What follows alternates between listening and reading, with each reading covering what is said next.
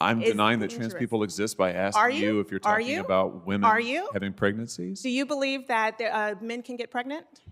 No, I don't think women can So get you are pregnant. denying that trans people exist? And that leads to violence? Is this how you run your classroom? Are students allowed to question you? Or are they Absolutely. also treated like this, where No, they're they're told allowed that to they're question. opening up people to violence We have a good by time in my questioning? class. You should join. I bet. You might learn a lot. Wow, I would learn a lot. I've learned a lot I just in this know. experience. Senator Josh Hawley asked a Berkeley law professor a very simple question. Can men get pregnant? That's it. Straightforward, scientific. You'd think it would get a straightforward answer, right? But what followed was a full-blown meltdown, an ideological unraveling on live television. Thank you, Mr. Chairman. Thanks to all of the witnesses for being here. I want to visit with you, Ms. Matsky, but before I do, I just want to clear one thing up. Professor Bridges, you said several times, you've used a phrase, I want to make sure I understand what you mean by it. You've referred to people with a capacity for pregnancy. Would that be women? Many women, cis women, have the capacity for pregnancy. Many cis women do not have the capacity for pregnancy. There are also trans men who are capable of pregnancy, as well as non-binary people who are capable of pregnancy. So this isn't really a women's rights issue. We can recognize that this impacts women while also recognizing that it impacts other groups. Those things are not mutually exclusive. Bridges immediately accused him of being transphobic, claiming that just asking the question was somehow putting trans people's lives at risk. Senator Hawley. Oh, so your view is that the core of this right then is about what? So I want to recognize that your line of questioning is transphobic, and it opens up trans people to violence by not recognizing them. Wow, you're saying that I'm opening up people to violence by asking whether or not women are the folks who can have pregnancies? So I want to note that 1 out of 5 transgender persons have attempted suicide. So I think it's important because of my line of questioning? So we can't talk about it? Because denying that trans people exist and pretending not to know that they exist I'm is denying dangerous. that trans people exist by asking you if you're talking about women having pregnancies? Do you believe that men can get pregnant? No, I don't think women can get So you are pregnant. denying that trans people exist? And that leads to violence? Is this how you run your classroom? Are students allowed to question you? Or are they Absolutely. also treated like this? Where No. Senator Hawley didn't back down. He stayed calm. He pointed out that this kind of rhetoric is exactly what shuts down legitimate conversation. We need more Josh Hawleys in the Senate, leaders who are willing to ask the obvious questions, no matter how uncomfortable they make the left. They're told that they're opening up people to violence. We have a good by time in my questioning. class. You should join. I bet. You might learn a lot.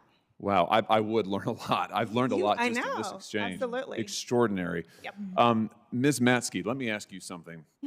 So you provide health care to women free of charge, right? Is that right? Absolutely. You've done this for many years. Yep.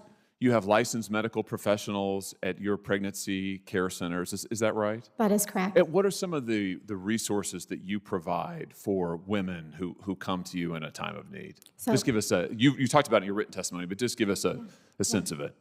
So we have 3 OBGYN doctors, 5 registered nurses, nurse practitioners, physician assistants, phlebotomists, medical assistants, and we provide prenatal care, OBGYN care. We provide pregnancy tests, ultrasounds, well woman visits, breast exams. We provide a wide range of medical services, yes. So what do you think about the DC politicians now saying that your clinic and the other 3,000 pregnancy care centers around this country are fake medical clinics?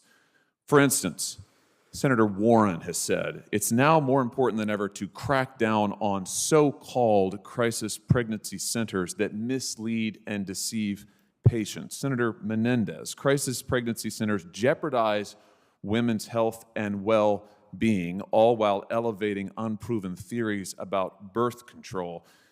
Senator Warner wrote to Google asking them to censor search results for care centers like yours, saying, directing women to fake clinics. Let's be very clear here. Men cannot get pregnant. That's not an opinion. That's not bigotry. That's biology. Women have the reproductive systems necessary for pregnancy. Men do not. That has been true for all of human history, and it's still true no matter how many times activists shout otherwise. That traffic and misinformation is dangerous to women's health and undermines the integrity of Google's search results. Do you run a fake clinic? I mean, is that what's happening here? You don't provide actual medical care to actual women? We absolutely do not run a fake clinic, and we have a full medical staff.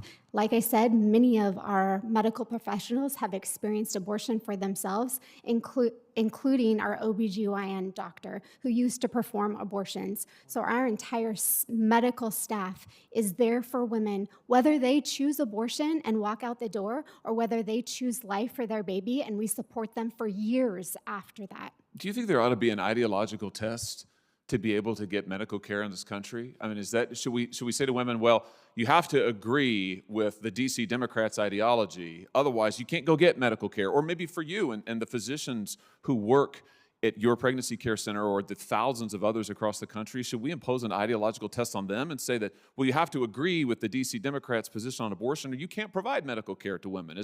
Should we do that in this country? Absolutely not. I just want to ask in my few remaining seconds here, Ms. Hawley, the Dobbs decision, as I understand it, I've read it now a number of times, it gives to voters the decision as to what laws should be pertaining to life and pertaining to abortion in all 50 states and other jurisdictions around the country.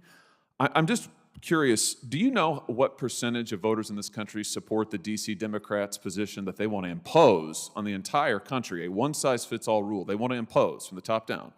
Do you know what percentage of voters support their position, which is also, by the way, the same position taken by North Korea and China, other notable violators of human rights? Do you know what percentage it is? I know that nearly 90% of Americans oppose abortion in the third trimester.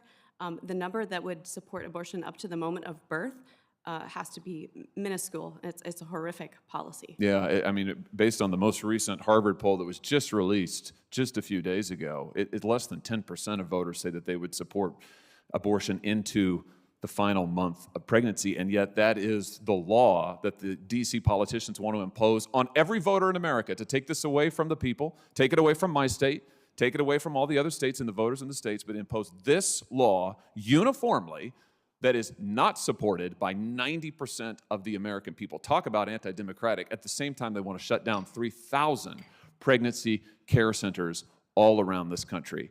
That's radical. Thank you for being here. Now look, I get it. We live in a free country. If someone wants to identify a certain way, that's their personal decision.